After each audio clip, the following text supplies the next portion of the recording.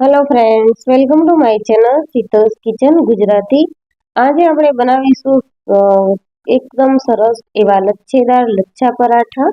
તો મિત્રો, આ લચ્છા પરાઠા છે તે આપણે કોઈ પણ સબ્જી સાથે ખાઈ શકીએ છીએ અને એમ જ જો ચા સાથે ખાવા હોય તો પણ ખાઈ શકીએ છીએ. ખૂબ જ સારા એવા લાગે છે અને રોટલીની કમ્પેરિઝનમાં લચ્છા પરાઠા ખાવામાં ખૂબ જ સારા લાગે છે. તો મિત્રો, રેસીપી વિડીયો એન્ડ સુધી જરૂરથી જોજો અને જો મારી ચેનલ પર નવા આવ્યા હોવ તો ચેનલને સબસ્ક્રાઇબ જરૂરથી કરજો. શરૂ કરીશું લચ્છા પરાઠા બનાવવાનું. લચ્છા પરાઠા બનાવવા માટે અહીંયા મેં 1 કપ જેટલો ઘઉંનો ઝીણો રોટલીનો લોટ લઈ લીધો છે. સાથે જ પોણા કપ જેટલો આપણે મેંદો લઈ લીધો છે. સ્વાદ પ્રમાણે મીઠું ઉમેરીશું, 1 ચમચી જેટલી દળેલી ખાંડ ઉમેરીશું અને સાથે જ અહીંયા આપણે 1 કપ જેટલું દહીં ઉમેરવાનું છે. ખાંડ આપણે એટલા માટે ઉમેરી છે કે પરાઠા છે તે સારા એવા બ્રાઉન થાય. અને અહીંયા જો તમારે મેંદો અને ઘઉંનો લોટ બંને મિક્સ ન કરવા હોય તો તમે એકલા ઘઉંના લોટના પણ બનાવી શકો છો. થોડું થોડું પાણી ઉમેરી અને સોફ્ટ એવો લોટ આપણે બાંધી લઈશું અને લોટને આપણે બાંધી અને અડધો કલાક જેવો સાઈડમાં રહેવા દઈશું. આ રીતે સરસ એવો લોટ બંધાઈ ગયો છે તો અડધો કલાક આપણે લોટને રહેવા દેવાનો છે. અડધો કલાક થઈ જાય એટલે આપણે લોટને ફરીથી 5 થી 6 મિનિટ જેવું મસળી અને ચીકણો કરી લઈશું. તો લોટને સેટ કરવા માટે અહીંયા મેં 1 ચમચી તેલ ફરીથી ઉમેર્યું હતું. હવે આપણે પરાઠાની સાઈઝના મીડિયમ એવા લોવા કરી અને પરાઠા બનાવી લઈશું. લોટ આપણે જ્યારે બાંધીએ છીએ ત્યારે મોવણ માટે આપણે તેમાં તેલ ઉમેરવાનું નથી, પરંતુ જ્યારે આપણે લોટને સેટ કરવો હોય ત્યારે થોડું તેલ આપણે ઉમેરી શકીએ છીએ. એકદમ સરસ એવું રોટલીની જેમ આપણે પતલી એવી રોટલી વણી લઈશું પરાઠા માટે અને ત્યારબાદ આપણે તેના પરાઠા બનાવીશું. તો બને એટલી પતલી રોટલી વણી લઈશું તો જેટલા બને એટલા લેયર વધારે થશે. આ રીતે આપણે તેલ લગાવી લઈશું અને તેલ લગાવ્યા બાદ તેમાં સૂકો લોટ આ રીતે છાંટી લઈશું.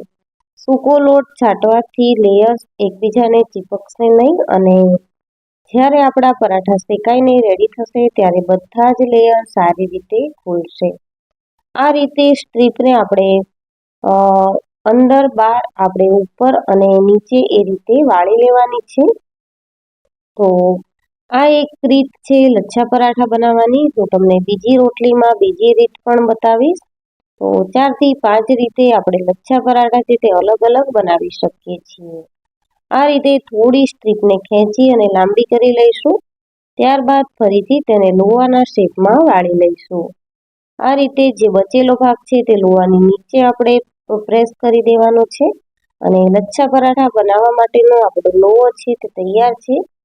સેમ પ્રોસેસથી બીજી રોટલી વણી લઈશું અને અહીંયા હું તમને પરાઠા બનાવવાની બીજી રીત બતાવીશ. તો તેલ લગાવી અને આપણે લોટ છાંટી લઈશું. ત્યારબાદ હું તમને બતાવીશ કે બીજી કઈ રીતે આપણે લચ્છા પરાઠા બનાવી શકીએ. તો લોટ છાંટવામાં મિત્રો ધ્યાન રાખવાનું કે વધારે પડતો લોટ નથી છાંટવાનો કે ઓછો પણ નથી છાંટવાનો. જો ઓછો લોટ છાંટશો તો પરાઠા ચીપકી જશે અને વધારે પડતો છાંટશો તો લોટ અંદર કાચો ટેસ્ટ આવશે. આ રીતે પિઝા કટર કે ચપ્પુની મદદથી એકદમ સરસ પતલી પતલી એવી આપણે સ્ટ્રીપ કટ કરી લઈશું. આ રીતે બનાવેલા લચ્છા પરાઠાના લચ્છા ખૂબ જ સારી રીતે નીકળે છે અને ખાવાની પણ ખૂબ જ મજા આવે છે. તો અહીંયા તમે જોઈ શકો છો કે મેં બને એટલી પતલી પતલી સ્ટ્રીપ કરી લીધી છે. હવે બધી જ સ્ટ્રીપને આપણે રોલ કરી લઈશું આ રીતે.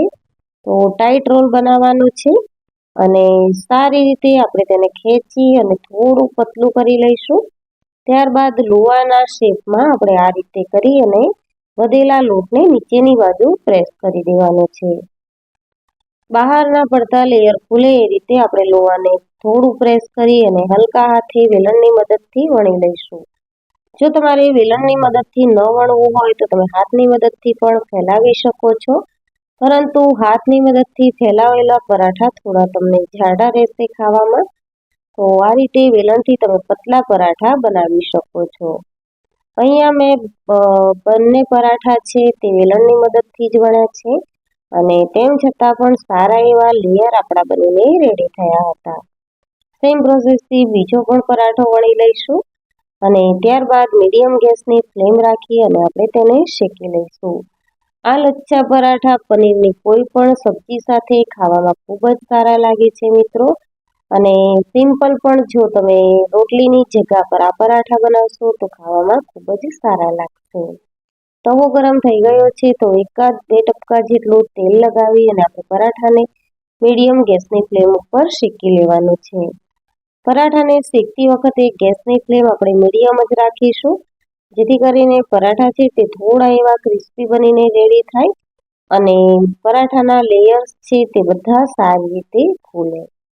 તો આ રીતે આપણે મીડિયમ ગેસની ફ્લેમ ઉપર તેને થવા દેવાનું છે અને થોડું એવું પ્રેસ કરી લઈશું એટલે પરાઠામાં છે તે બ્રાઉન કલર સારો એવો આવી જશે. આ રીતે સેમ પ્રોસેસથી આપણે બીજા પણ પરાઠા શેકી લઈશું. તો તમે જોઈ શકો છો મિત્રો કે જોતા જ ખાવાનું મન થાય એવા આપણા લચ્છા પરાઠા બનીને રેડી થયા છે.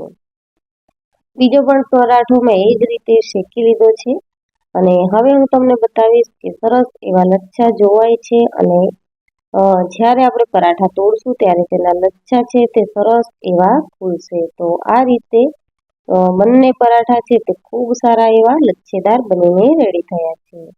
તો મિત્રો, આ લચ્છા પરાઠાની રેસીપી તમને કેવી લાગી તે મને કમેન્ટ સેક્શનમાં જરૂરથી જણાવજો અને જો રેસીપી વિડીયો ગમ્યો હોય તો વિડીયોને લાઈક કરજો, તમારા ફ્રેન્ડ્સ અને ફેમિલીમાં શેર કરજો અને ચેનલને સબસ્ક્રાઇબ કરવાનું ન ભૂલશો. આવી જ નવી રેસીપીઓ માટે બેલ આઇકન બટનને પ્રેસ કરજો. Thank you for watching. Thank you very much.